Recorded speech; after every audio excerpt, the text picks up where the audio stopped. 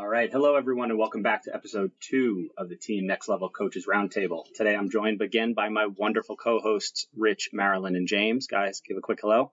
Hello. Hey, guys. Hello.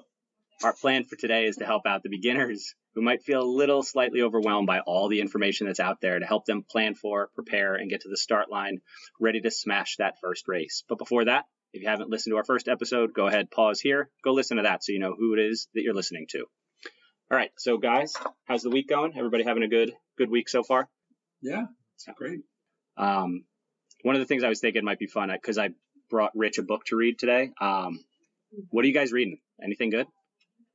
Anybody have anything on the bedstand, nightside table? Well, I'm going to read the book that I have the Triathlon Training Bible. Oh, that is a good one. I've been reading some marketing books. And James, you had an exciting meetup this weekend. Do you want to? Oh yeah, so we were at a conference this weekend, not related to triathlon at all, but one of the guest speakers was the Iron Cowboy. And if you don't know the Iron Cowboy, his first, I guess, major feat was 50 Ironman distances in 50 days in 50 states. So, I did one of those with him in New York.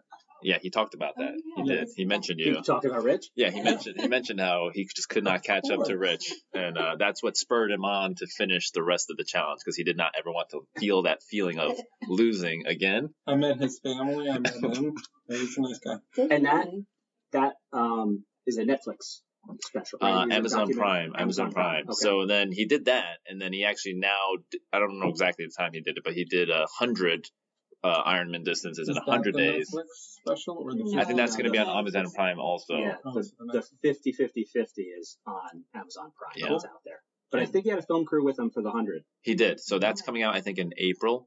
And then 100 actually turned into 101 because after he finished it, he just like low key while everyone was sleeping. Next day, just got up, went into the pool, started swimming, and then people started catching on. And so at the end, like his whole crew ended up joining him at the end, doing the run, and so everyone did like that last Ironman with him, like just to. I feel like he was like a cherry on top because he wanted to make sure if someone was going to beat 100, he's like, you know what, let me just do one more, 101, so nobody touches it. But it was very awe-inspiring. I got really starstruck for some reason. I was holding back tears multiple times during the talk because obviously we're not Iron Cowboys, but that feeling of like feeling adversity during a race, you had to dig deep, and then when you get to that finish line finally, and then you're like overwhelmed with like joy and emotion at the end. Like, did you know who he was before he came and gave the talk? Barely. Like I remember hearing about it, but I didn't really look into him or follow him. But yeah, it was just so inspiring because like like one of his mantras was just like, just show up. Like you don't have your best day ready. You don't have it.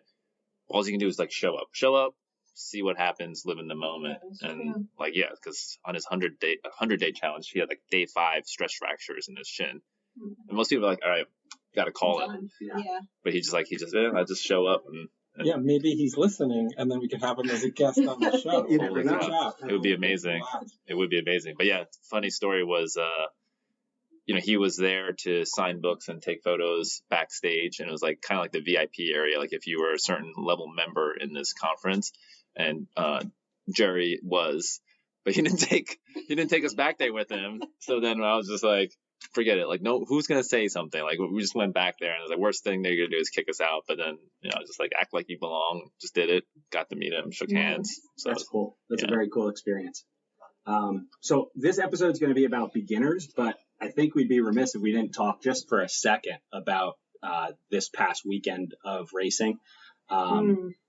This was the first time we had the Kona Ironman World Championship back in Kona after COVID. So last time it was in 2019. So it's been, 3 years since that's happened. I know I had the thing live streamed and was watching it pretty much for 2 days. Yeah. And I think, did you guys watch it at all?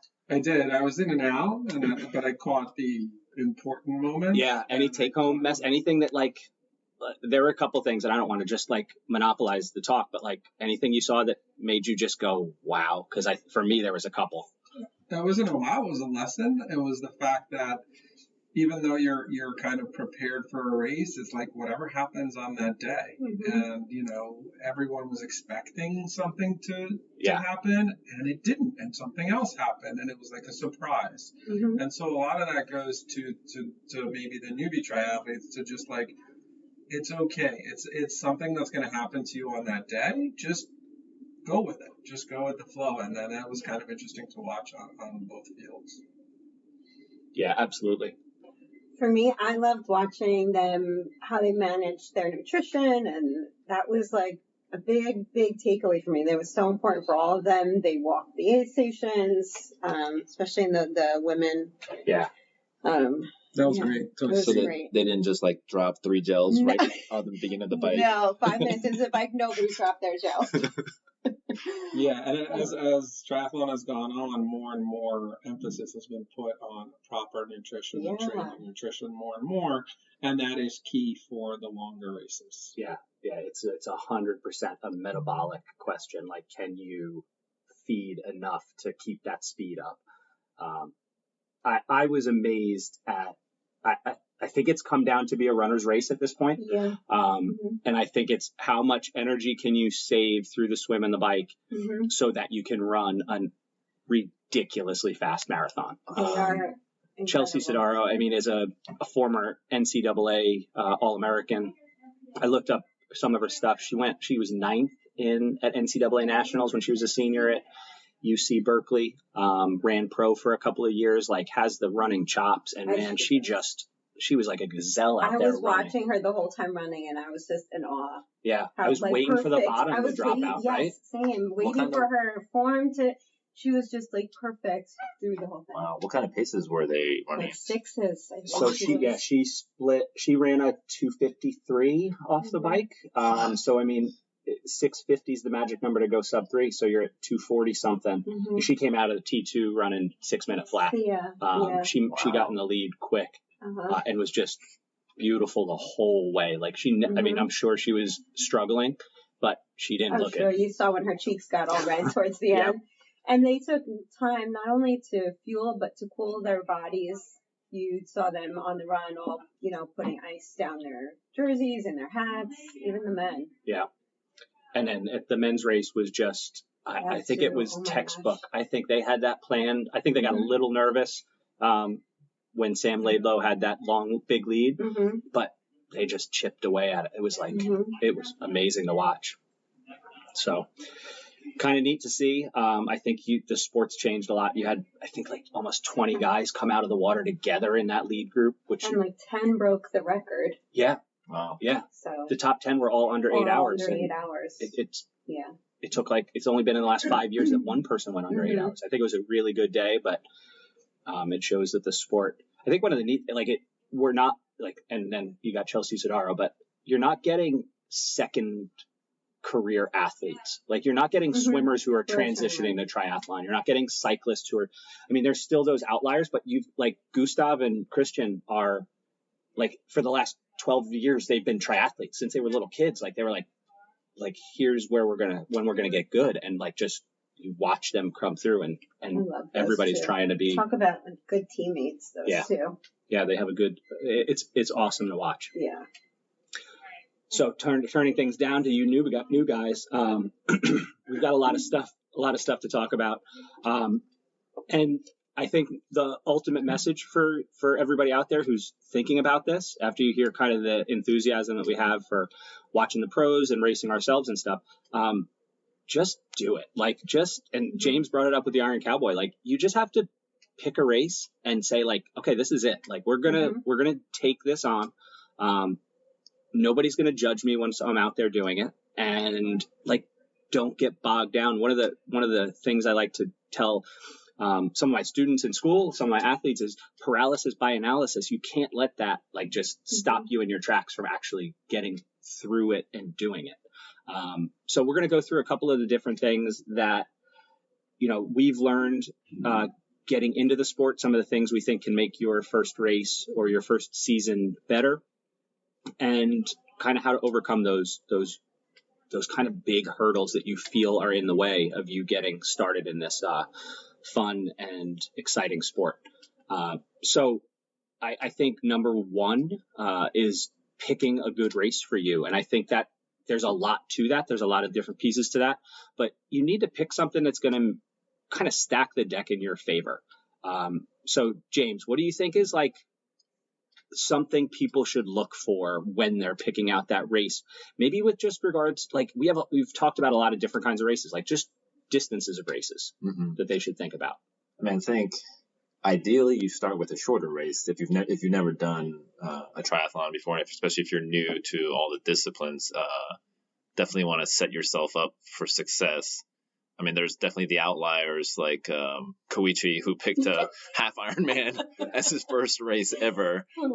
So excluding him, the shorter sprint or super sprint, just so that you can make it I think like a good experience, because you don't want to try one and then either DNF or I don't know, like just totally blow up somewhere and then just suffer the entire time. So that I would say a shorter race is a good start. Yeah, Rich, you want to give like a quick? So we use these terms like super sprint, Olympic, like just so that people completely new to the sport know what we're talking about. You want to give them a quick, just general idea of what those distances associated with those might be? I might need some correction in this, but yeah, sure. So a sprint distance will usually be somewhere around 500 to 800 swim. It'll be maybe a 10-mile bike, somewhere around there. Sometimes different races go a little bit shorter, sometimes go a little bit longer, and usually a 3.1-mile run. The next distance up would probably be around a swim around 1,000, or maybe in the same vicinity of 800 to 1,000. It would be about could be 15, 20, something like that bike, and it would be a 6.2-mile run.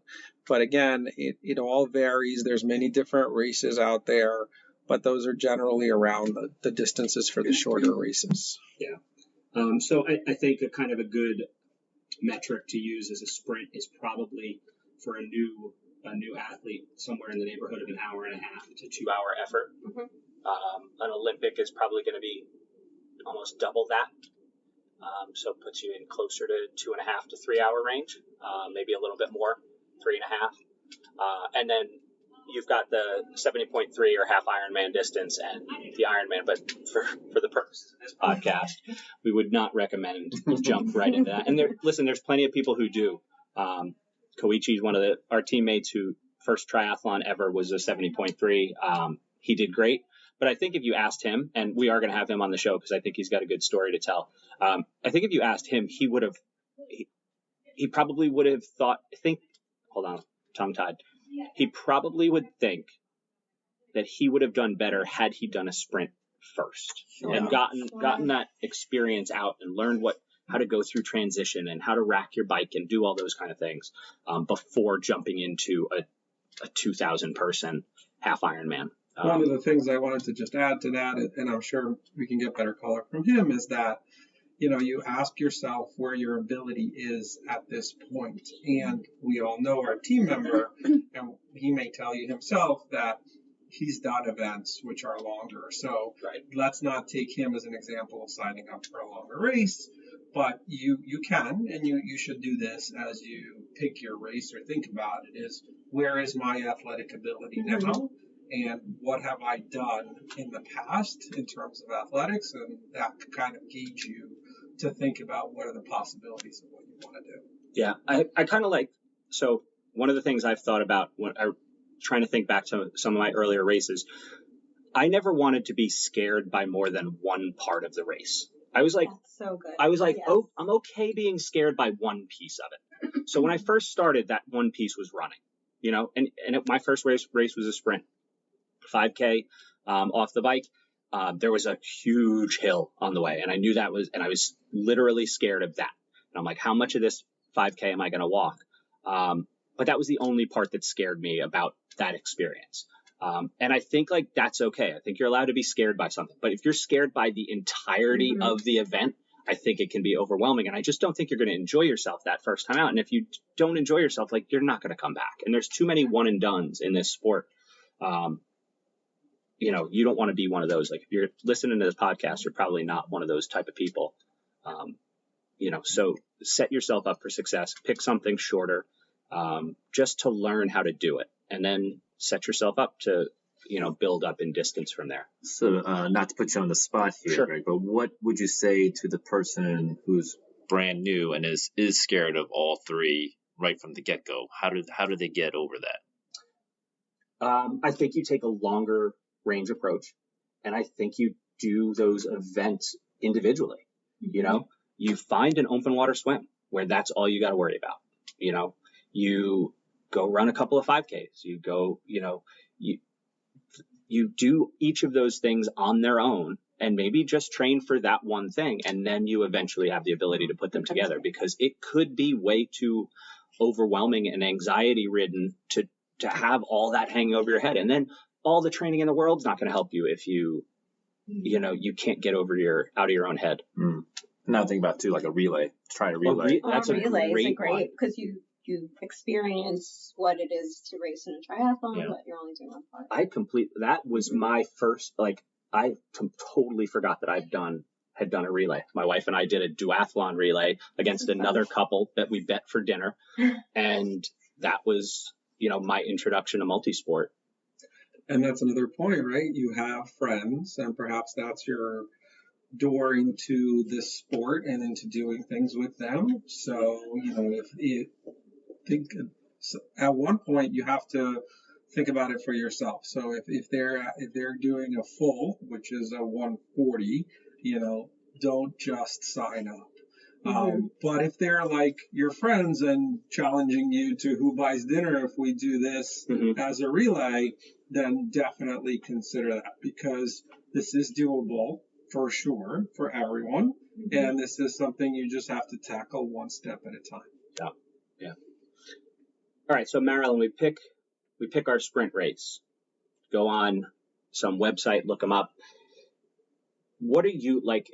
Put yourself in the shoes of that first time athlete. What kind of stuff are you looking for? Now you've got this list of 15 sprint races. So how do you pick one? first thought is, what's my weakness? So for me, for instance, it was swimming. So I knew I didn't want to do any race that was in the ocean. So I was looking at something that was more contained, whether it was the bay, a lake. But not to interrupt, but even a pool. There's lots of races out there with a pool swim. Yeah, pool swim. PB try. Yeah. You said, in your case, it was running, so you want to find maybe something flat if running's your weakness. Same for cycling. If cycling's your weakness, look for plenty of races are flat. I think and close by makes it easy. Yeah. Because you have to travel with a lot of gear. Yeah. Oh my God. It does seem kind of overwhelming to get to that point where you're like, okay, well, all this stuff I'm going to somehow need over the next hour or two. I think you hit on a good one about staying close. I think that there's sometimes a draw to do like big races, quote unquote. Stay close to home. I think being able to pop your stuff in your car, drive an hour, half an hour, something like that, just makes the whole experience a little bit easier. Some of those local races have a much better feel, I think, for them. For beginners. Yeah. It's much more inviting to that beginner. You go to a bigger race further away, like a destination kind of thing, and now you're dealing with huge groups of people. And whether they're better than you or not, or more experienced than you or not, it's going to feel overwhelming. And it'll feel intimidating, and Yeah. So I think staying close. So we've got pick that sprint, pick something that plays to your strengths. Try and stay close enough to your home when you're picking that location. And then how about like time range? Like, how much time do you think you need to give yourself to prepare for that first one? And I mean, this is kind of an open-ended answer because, like Rich had said before, like everybody's coming to this from different spots. Right. Like we're entering this at different levels of fitness. Some of us just getting off the couch and saying, I need something to, I need that spark to kind of change my life. And others are coming from some competitive sport background out of college, or some of them are like, a cyclist coming to triathlon, a runner coming to triathlon. So there's probably not a good answer for this, but I do think it's worth kind of bouncing some ideas around. An approach to take that's really good is, first of all, don't jump into the race next weekend unless you're a super athlete. So don't do that. But work your way backwards. Ask yourself, at what fitness level are you? How fit are you now? And kind of guess, and it's totally fine to estimate how much improvement you're going to need, or how much time you're going to need to feel comfortable or just be uncomfortable enough with one of the events. And then work your way backwards. And that's not including any thought of a plan or anything like that. But if you are super fit and you've done endurance stuff and you or think you can go, then maybe you don't need as much time as somebody who is just getting off the couch, quote unquote, right? So work your way back from where you think you are now and the race you want to get to. I think talking to somebody who has done it before, whether it's a coach or if you know somebody who's been in the sport for a while, is huge, because they can give you kind of a good perspective, and somebody who knows you and knows what you're capable of and what you've done before, they could probably steer you as to how long you need for certain races. I will caution that, though, some friends will encourage you to do things that you may not necessarily be ready for. So take it with a grain of salt. But yeah, the people who have experience and knowledge, make sure you talk to them. That's a really good piece of advice. Ask someone. And one thing I want to stress for those beginners out there, because that in of itself can be a scary thing to do, to talk to somebody who is, you see as being this, uber athlete who does all these crazy things and stuff, to just go up to them and say, hey, I'm new, I'm starting out, like, what kind of tips do you have? Like, that's very, like, those people who can do that, I have all the respect in the world for them, because I'm not that kind of person. I'm not the kind of person who has the balls to just walk up to somebody I don't know and say, hey, can you tell me about this? Like, I'm new. That's not me. But what I will say is, out of all the sports I've been involved with, this one has the most inviting community I've ever seen before. It does. Yep. Coming from a cycling background, and bike races are the exact opposite. There is such like a cold shoulder given to new people. If you can't hold a wheel, if you can't ride in a pace line, if you can't hang with the group, it's like, whatever, peace out, we'll see you later. But man, triathlon, I see so many phenomenal athletes waiting around the finish line to cheer in, those last athletes. So if you feel nervous about asking somebody else, about this in this sport, don't, because 99 out of 100 people in this sport are extremely nice and accommodating and are happy to share all that info with you. Well, that just made me think of Jan Ferdinand handing out water at the Wiggins race to just like age groupers, right? So I agree with Greg wholeheartedly. The community is very accessible at any level and willing to talk to you. And always remember, everybody started the same way. Yeah. From ground zero. I think we all have those stories of us starting that we'd love to share with people so they don't make the same mistakes we did. One thing I do want to add, though, don't make that race so far out that it doesn't act as a good carrot for you. Like, I think there's important, like, especially if you are completely new to athletics and you feel like you don't need to be in phenomenal shape to complete a sprint triathlon. You need to be in better shape probably than you are now, but you don't need to lose 100 pounds or, you don't need to be able to run 6-minute miles or anything like that. The triathlon community, in addition to being extremely open, is varied. You see all shapes and sizes across the finish line. And so I don't think you can, again, it goes back to that paralysis by analysis. I don't think you can get to a point where you scare yourself into picking something too close. I think 10 to 12 weeks is probably, for that brand new athlete, is probably enough time to get into good enough shape to get through a sprint triathlon comfortably. To pick up on what Marilyn was saying earlier, it's good to find a community. If you're in our area and you reach out to Next Level, we're here for you. If you're in other communities, there are people that are also training and I think a lot of people will benefit from having some partners and some people to talk to. And a lot of this stuff is just passed down from person to person. Mm-hmm. They picked it up from someone, so they'll tell you. Mm-hmm. So it's good to find that wherever you are. Yeah, that's all good stuff. And then the last two things I have that I think I want to mention is don't hold out for the perfect race. There is no perfect race. There's not something that's going to, light up with a halo behind it when you see it on active.com. Pick something that's good enough and then jump into it, train hard, and, do a good job with it. And then the last thing I think, and you guys have touched on that, is find someone else to rope into it with you. Find a friend that doesn't know what the hell they're doing either, and learn together. If you don't have a tri community around, start one.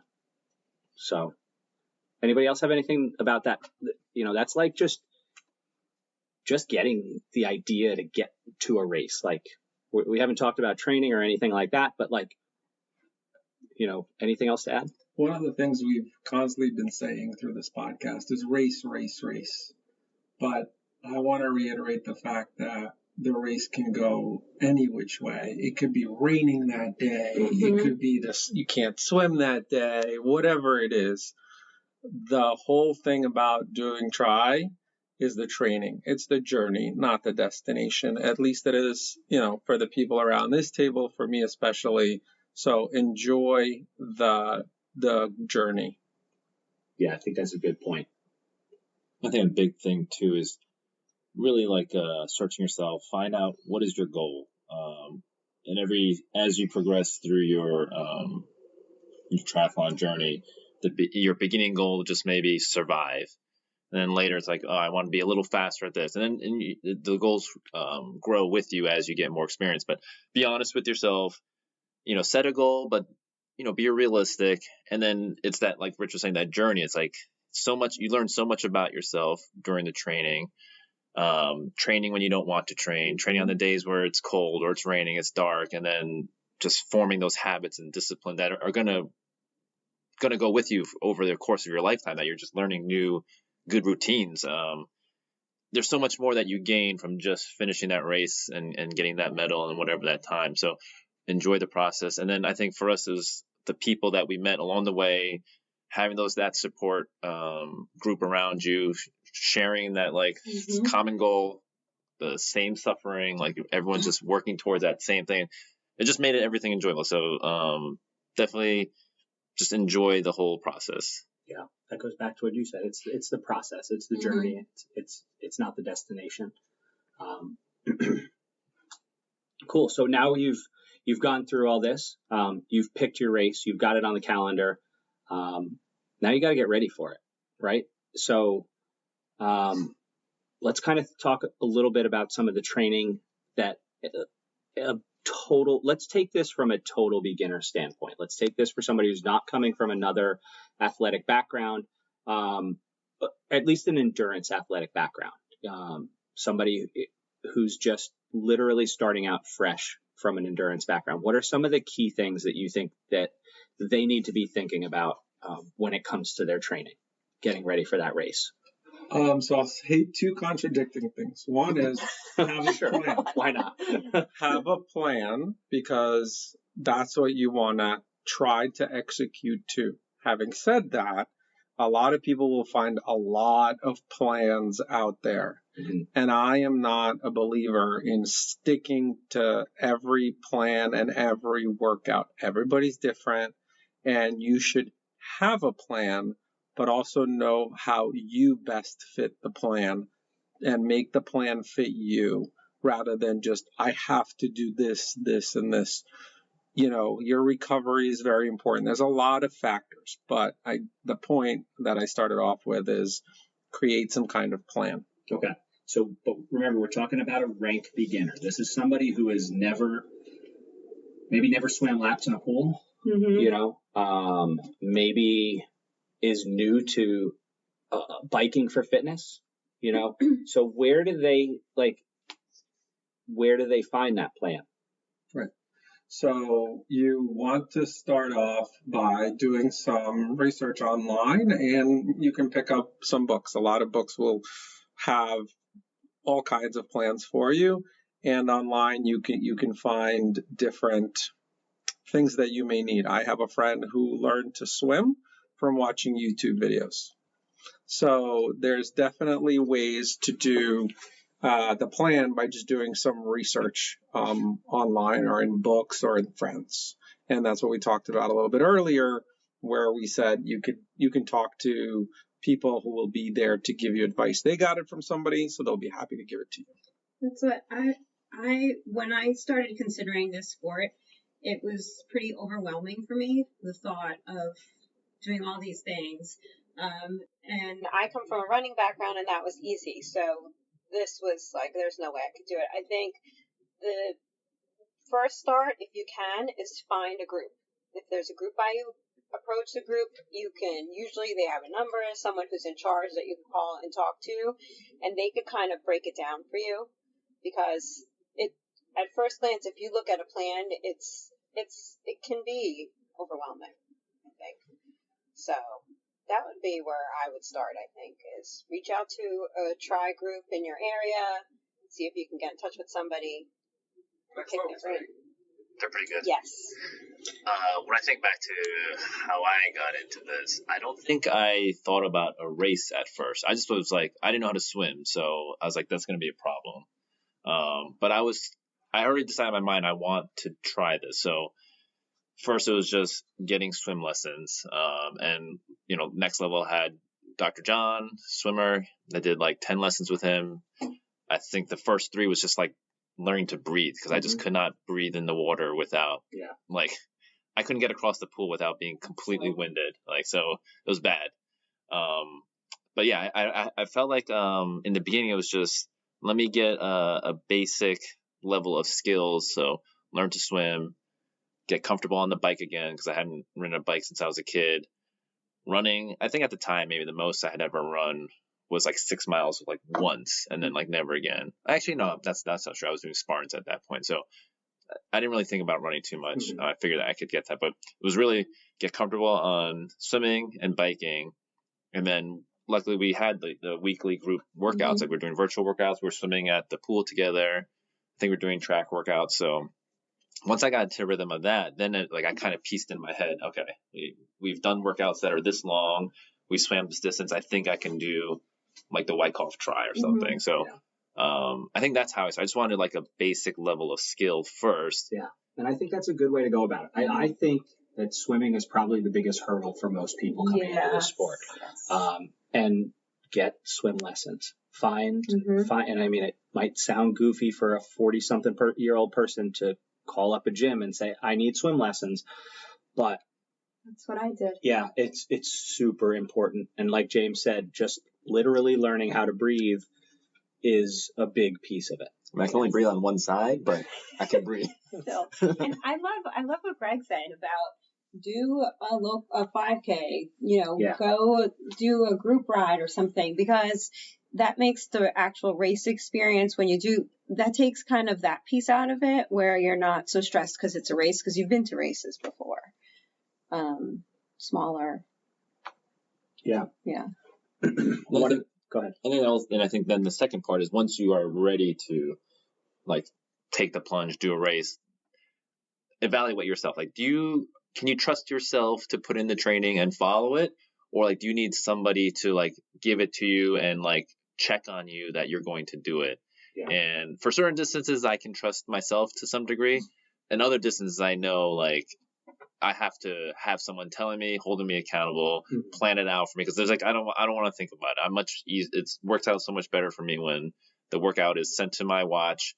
I turn it on, I go, and I just listen to the beeps, and that's it. Right. But if I have to like say, okay, let me find a workout, plan this out. No one's, if I don't feel like doing it that day and no one's checking on me, I'm not going to do it. Sure. So. And I think that's a major hang up for people who are new to the sport. I think there are some people who have no problem saying, I need a coach. I need somebody. And then there's other people who say, I'm not good enough for a coach. I'm not there yet. And that's probably couldn't be further from the truth. I think that anybody can benefit from having somebody with an experienced eye help you plan out that training. Sure. I will say that couple of the important things, like just, you can find 101 plans online, and they'll all have a bunch of similarities to them. I kind of go by 3 basic ideas when I'm looking at helping athletes plan stuff. The first is consistency. It doesn't matter how long you can train, how hard you can train, or whatever, you need to train consistently. So if that means for you coming off the couch that you can get 4 days a weekend, cool, get 4 days a weekend and don't miss a day. If it means 6 days a week or 7 days a week, great, do that. It needs to be consistent. You can't train hard for a week and then take 3 weeks off because you're shot. You need to have that consistency in your training. That's absolute rule number 1. It doesn't matter what the training looks like. If it's walking around the block for 20 minutes and you can do that every day, then do that every day. The second one is then duration. So once you get the consistency part down and you feel like, okay, I can train 5 days a week, I can train 4 days a week, then you start extending how long that is. And not until you've got all that stuff and you're maxed out on what you feel like you can do, should there be any kind of intensity in your training. I think way too many people train way too hard. And I was going to bring it up with you, Marilyn, coming from a running background. And I know we've talked about this. That was me. You know, that's something that when there's this overwhelming, like, how am I going to train for 3 sports when just training for one is so hard? You just have to train easy. People didn't believe me when I started because at one point I was like, it's funny, I'm training for 3 sports, but I'm less tired than when I was running. And it's because I started training the right way, as opposed to, all my runs were go, like run as hard as you can. Right. I was exhausted all the time. And then suddenly I was like, oh, not as tired. Yeah. Big difference. Yeah, I think most people get stuck in, and there's a guy Matt Fitzgerald has written boatloads of books. He's the guy behind the 80-20 line of books. He didn't coin the 80-20 thing, but he's written a ton of books about it. And he basically says that most athletes get stuck in this. He calls it the medium intensity rut, which is you go out and you want to train and feel like you're training. And that puts you in this middle zone, this kind of gray area. Zone. And what that ends up stopping you from doing is being able to push really hard when you're supposed to, because you're not fresh enough to do that, because the day before and the day before that and the day before that, you did these medium intensity workouts. And you also don't ever go easy enough to recover. So you're kind of always funneling into this medium intensity zone, which piles on tons of fatigue, makes you tired, increases your chance of injury, but doesn't give you all that much more fitness than just simple basic endurance training where you're just, sorry, we got a train coming by right by the Pascagoula Valley line here. That's right, like you get more bang for your buck just hanging out in that low intensity zone.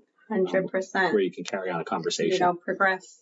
Yeah. That's another podcast. Another podcast for another day. So I didn't realize all along the way that I like to train was actually like backed by science. The right way. I always like to stay away from feeling terrible in workouts, and just the easiest I could go was my happy zone. So a lot of us use this MyZone heart rate monitor, and I think it's blue is like, well, gray is like you're just walking, doing nothing as of your heart rate. And then blue is like a little bit more, green is maybe you're jogging, and then once you get to yellow, I think you're like starting to hit that threshold, and red is like all out. Like if I hit yellow, I felt like I would pass out. So like I would love to live in blue, like blue, green, like comfortable, just stay there on all our group rides. If I was there, I was happy. Like I never wanted to push, and like when you're racing, John would be like, hit yellow, go be a yellow, he'll be red. Like, I don't like that. Like, it doesn't feel good. So yeah, apparently, my body just knew what the science, And the crazy thing, I'll let you go in a second, but the crazy thing is all that science did was confirm what the athletes have kind of honed in on over the course of centuries of this kind of stuff. Like maybe not centuries, decades of this. Athletes figured it out through trial and error. And then science kind of confirmed it when they looked at the data to say like, okay, what's actually going on at these different quote unquote zones and effort levels and stuff. Like when you look at what pro athletes do, they spend a massive amount of their time at a conversational pace, where they can easily carry out a conversation.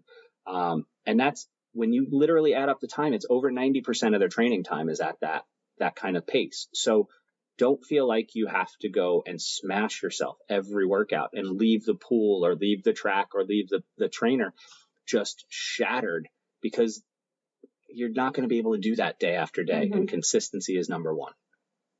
That's exactly where I was headed with that. In shorter distance racing, you can definitely be what's called in the higher zones, more intensity for the race itself. But as you're doing your training, whatever your plan is or whatever the workouts are, do what Greg said. Trust the plan. Trust the training. You are not going to be able to go out every time and go harder every time. It's going to lead to things like fatigue, constant fatigue, and possible injury. Yeah. And that's what a lot of us have learned through trial and error. So as you're doing all these things, yes, intensity can be important, and it can be important for shorter races, but trust the plan. And that's a big thing. So like going back to that beginner turning off the couch, I think that's one of the mistakes a lot of people make is like you do nothing, and then all of a sudden you go out and you just like try to run a 5K. Right. Start off easy, jog or walk, whatever where you're at, and don't come back from that first workout so sore, and whether that you can't work out the next day. Do something like just incrementally do a little bit more within yourself until you develop a routine, some habits. So when you find those plans online, if that plan looks and you look at it and you're like, that's hard, then find another plan. You know, I really think that like if you gave me somebody completely new off the couch and they said, I've got 12 weeks to get to this, I'd say, okay, we're going to start working out 3 days a week, one bike, one swim, one run. And then we're going to go to 4, 5, 6, and there's going to be zero intensity. Not one bit of like, you're just going to get to the point where you can handle those distances, you know, and just get to that race feeling like I can do this race. Done. And you've set that person up with a aerobic base that then we can start to sharpen a little bit with more focused, intense training. But just little, you know, a little dab will do you. When you see a training plan online, that first week has to be where you are, not where you want to be. Right. If that plan has a lot in there and you, for some reason, want to stick to that plan, and we all do this with our current training now based on where we are or something that happened in our lives, you could take that workout or that thing and dial it back. So do 50% of it, 20% of it, 10% of it. You don't have to go crazy. Yeah, I think that goes back to what you said originally. Don't be a slave to that plan and feel like you have to make every box green or, you know, check off every single interval that's there. You have to listen to your body. And the more you do it, the better you'll get at listening to those signals your body's trying to give you. I think the one thing that, and we've all kind of touched on this, if you are new to running, take it extremely slowly. Yes. The 10% rule, I think, is way overused, and I think it might set some people up for injury. I think it's too much for a new runner. What is that? So the 10% rule says never increase your mileage or time by more than 10% a week. And if you just try, it's too much too soon. And we haven't really talked about the biking aspect of it. And for people who sometimes don't even own a bike, you're just trying to get comfortable sitting on that thing and riding that thing. Forget distance, forget intensity, forget anything else. 2 tips to that person. Get yourself a pair of bike shorts. Yes. Underwear. Maybe a couple of tips. Underwear. Don't wear underwear under your bike shorts. And ask for something called chamois cream. It's this little tub of stuff, and it just makes everything move better down there. You know, it's sitting on a bike for long periods of time is uncomfortable. Play around with your position.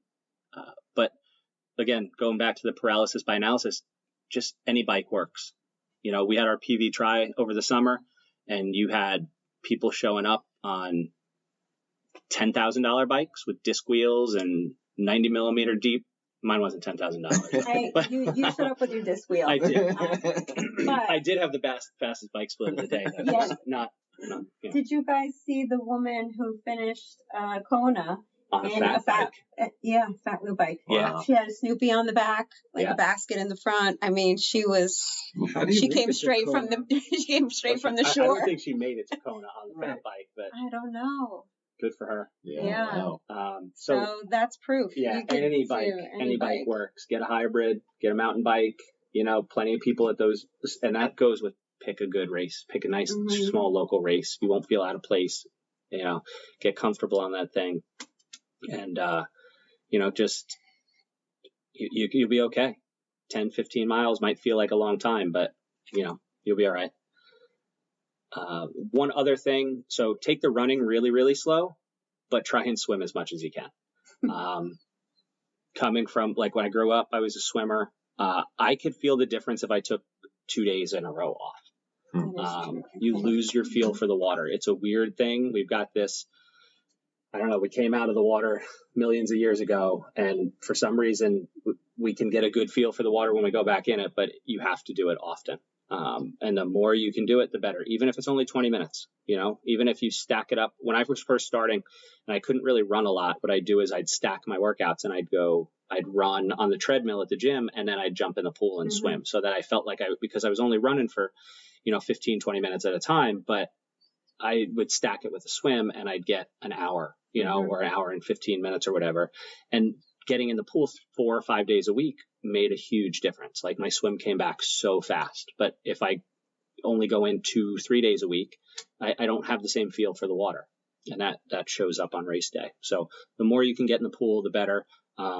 If your race is in open water, you got to try and get out in open water. I think that's a big, just that fear of wide open spaces around you, not being able to see too much in the water, right? That was my most shocking. Yeah. When I got into the lake and I was like, oh my God, I can't see a thing. Yeah. It was, The mushy bottom. That didn't even bother me as much. It was the not being able to see. How about when you touch like a piece of, pondweed or algae, you jump a little bit. Yeah. I think I've told you guys the story about where we swim in Oakland. I remember there was like this one spot, and like I'd put my arm in, and it felt hard with a little bit of furry, like, hair. It felt like someone's head was in there, and you were touching their head as you go across there.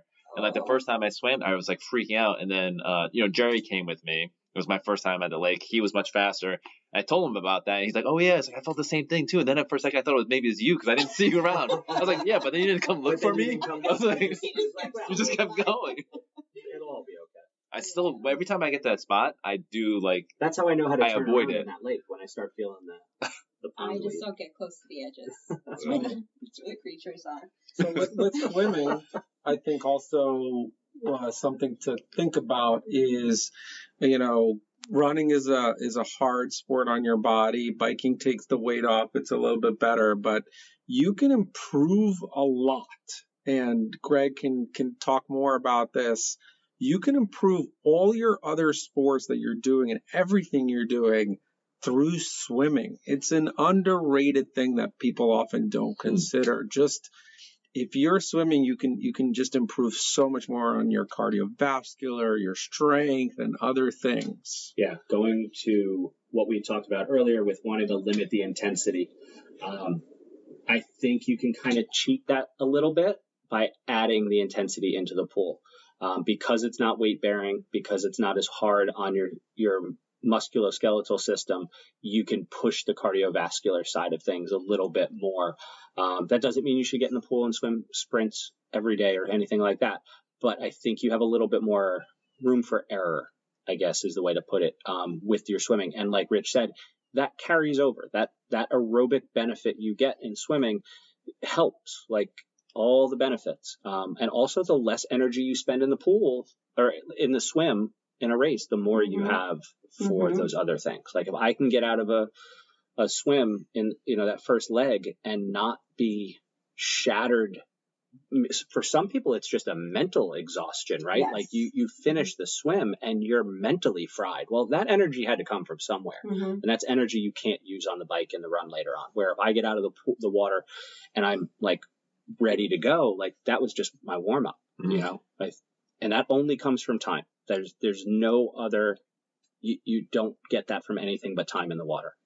And as you practice those swims, get in open water, get in the pools, it's also great to do it with others because that kind of gives you the race simulation and gets you more comfortable with people being around you. One of the things I always thought would be fun is if we go to the lake and we kind of go to this lake and everybody like says hello and talks on the beach and then goes in the water and swims. I thought we should just like beat the crap out of each other in the water and like simulate a start. My first race, it wasn't finishing the distance of the swim. It was the fact that there were so many people around me and nobody, you know, you hear all these stories. Nobody was hitting me or pushing me down or anything. I was just uncomfortable with having someone swimming side by side. I was afraid I was going to get kicked. I was afraid of all the horror stories, which never happened.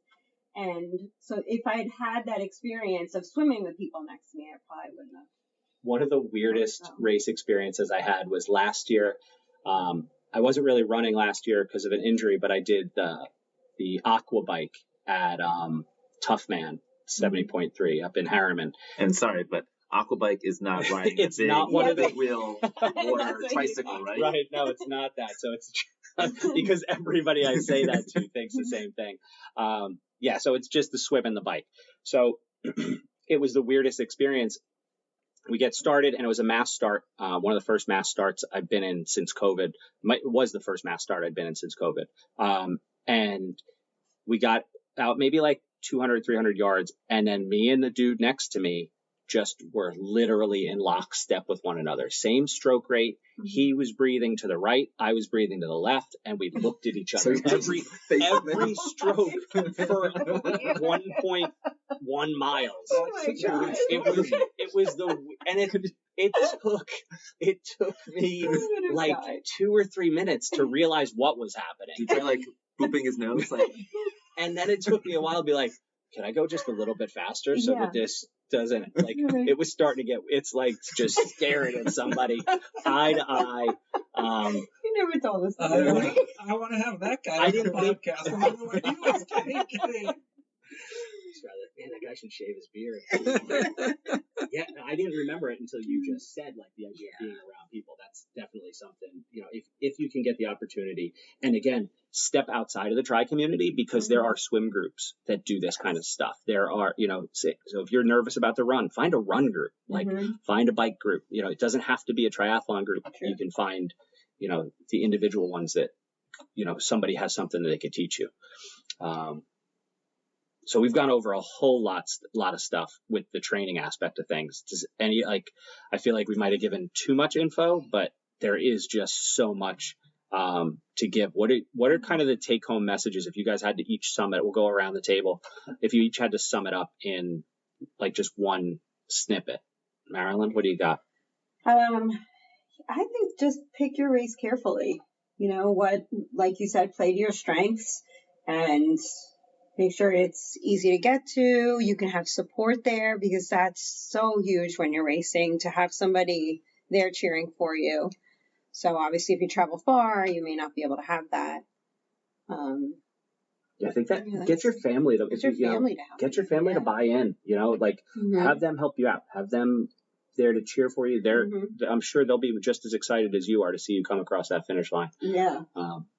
And they'd be willing to help out with anything you need. James, how about you? Anything that you think takeaway message for somebody?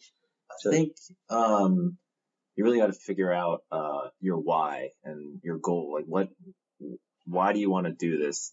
And then really commit to that because you're going to go through a lot of ups and downs and you're going to make a lot of excuses to why you can't do something. But if you really reflect on yourself on why do you want to take this challenge on? What's driving you? Really drill down on that because once you decide in your mind you're going to do something, you'll do it. But if there's doubt, it's going to be this uphill battle. So I think really self-reflect, figure out your motivation, and then build your discipline around that. You've gotten so deep since meeting the the Iron Cowboy had an effect on you. I love it. Wow. This is always in me. It just had to be released. I think you have to understand that progress isn't linear. don't worry, right? If things aren't going perfectly in your training in everyday life, everyone's going through that. Everyone's got stressors. Things are going to happen. So just get out there and do it. Just get out there and swim, bike, and run. And you will see that come time for that race, you will do it. Yeah, I think those are all great points, guys. I think you just take it easy is my, just don't go super hard. And also, I think to piggyback on what Rich said, don't compare yourself to others who are out there doing it. It's hard for everybody, no matter what. Even the faster people, it's hard for them too. I was just going to, Greg LeMond is the first American to win the Tour de France back in, he won it 3 times in 86, 89, and 90. He has a great quote, and he's like, listen, everybody hurts the same. Mm-hmm. We just do it at different speeds. Absolutely, yes. Like when you're at threshold feels the same for everybody. Right. Threshold sucks. We're hurting. Some of us are hurting fast and some of us are hurting slow, but we know that feeling. So try not to compare yourself to others with times or speeds or paces or anything like that. Just push yourself in a way that you're trying to get the most out of yourself. Be consistent with the training and do all that. So we've gone through how to pick your race, how to train. This has gone on for a long time. This is turning into a 2-part episode. So I think those kind of wrap up thing gets you through your training, gets you to the lead up to race day. And then when we come back next week, we're going to have episode 2 of this for you, where we're going to talk about that lead up to the race, what to kind of do to prepare, what to expect on race day and stuff like that. So if you're still with us, thank you very much for listening. Reach out, give us a 5-star review, leave a comment, send us an email that lets us know what you'd like to hear on the show, anything like that. And we'll catch you next time. So thank you for listening, and we'll see you next week. Thank you again for listening to the Team Next Level Coaches Roundtable. We love bringing you content that we think will help you with your athletic journey, whatever that may be. If you enjoy this podcast, please leave a review, drop us a 5-star rating in whatever podcast app you like to use, or leave us a comment about things you'd like to hear in the future. If you'd like to learn more about Team Next Level and all we offer, please go check out our website, goteamnltry.com. That's goteamnltry.com. There, you can find out about all the things we offer, such as our training squad for people in the northern New Jersey area, one-on-one coaching options for both local and remote athletes, as well as more useful content for those of you just looking to learn a little bit more about us. Remember, that's goteamnltry.com. Thank you again for giving us a listen, and for myself and all the coaches, we can't thank you enough for listening to our podcast and spending some time with us.